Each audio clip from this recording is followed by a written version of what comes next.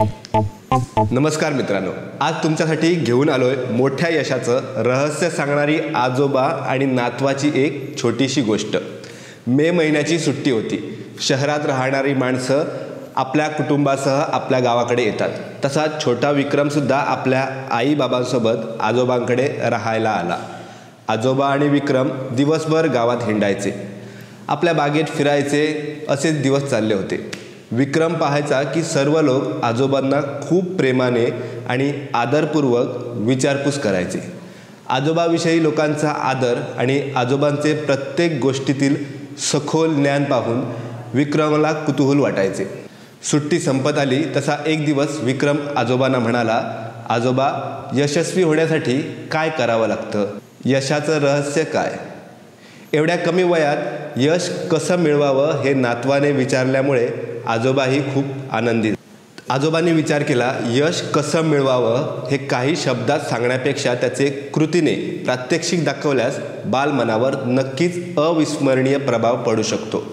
काही वेळ विचार केल्यावर आजोबा म्हणाले, विक्रम, यशस्वी होण्यासाठी काय करावं लागतं त्याचं उत्तर तुला नक्कीच मिळेल, पण त्यापूर्वी आपण एक काम करूया। असं म्हणून विक्रमला घेऊन आजोबा एका नर्सरीत गेले।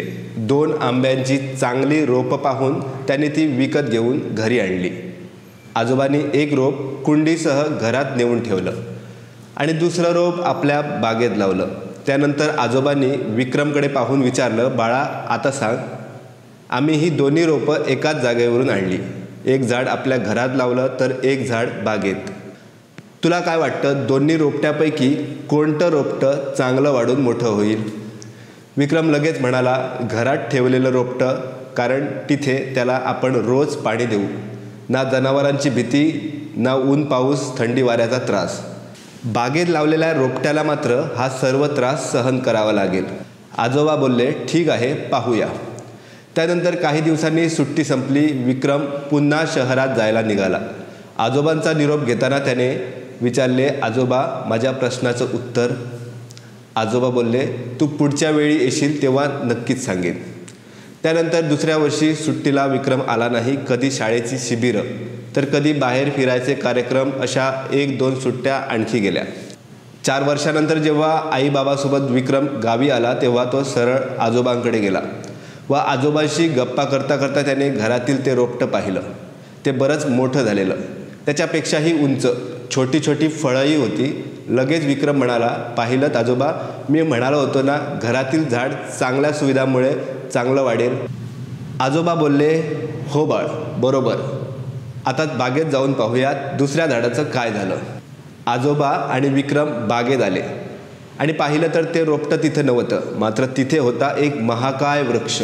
उंच आकाशाला गवसणी घालणारा, झाडाचा शेंडासुद्धा दिसत नव्हता आणि झाडाच्या फांद्या तर किती विशाल, विस्तृत। फळांनी भरलेल्या त्या झाडावर खेळणाऱ्या खारी, चिमणी पक्ष्यांचे थवे, ते दृश्य पाहून विक्रमला आश्चर्य वाटलं। आजोबा म्हणाले, बाळा, यशस्वी होण्यासाठी काय करावं लागतं ते या झाडाकडे पाहून शिकायचं। सुरक्षित वातावरणात ठेवलेलं झाडसुद्धा जगलं, मात्र त्याच्या विकासाला घराच्या भिंती आणि छतामुळे मर्यादा आली। त्याची वाढ झाली तीसुद्धा मर्यादितच। माणसाचंही तसंच असतं, अगदी या झाडाप्रमाणे। कडक ऊन पाऊस, वाऱ्या वादळाचे तडाखे सोसून हे झाड पहा किती शक्तिशाली आणि भक्कम झालंय।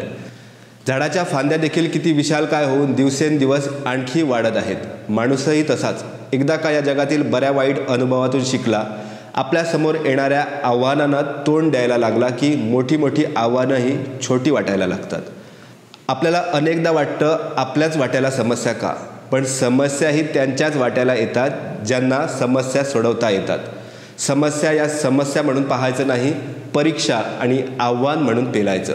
मग आभाळही ठेंगणं वाटेल एवढं यश मिळण्याची क्षमता तयार होते, अगदी या झाडाप्रमाणे। मित्रांनो, ही गोष्ट तुम्हाला आवडली असल्यास नक्कीच लाईक व कमेंट करून कळवा। चॅनलवर नवीन असाल तर चॅनल सबस्क्राईब करायला विसरू नका। धन्यवाद।